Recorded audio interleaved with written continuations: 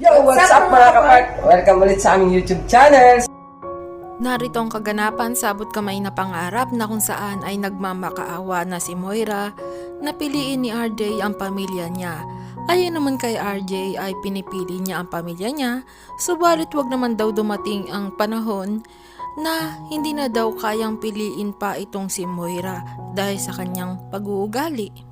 Sa kabilang banda ay parang hindi na kaya ni Doc Lyndon itago ang sekreto ng mag-ama kaya humingi na siya ng advice dito kay Ate Ning.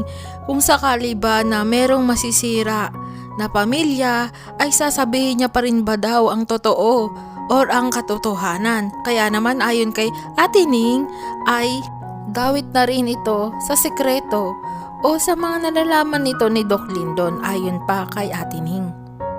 Samantalang wala na yata sa katinuan itong si Zoe, kaya naman sinugod niya itong si Doc Lyndon at hindi raw siya papayag na sirain ni Doc Lyndon ang buhay niya. Kaya naman napatingin na lang itong si Doc Lyndon.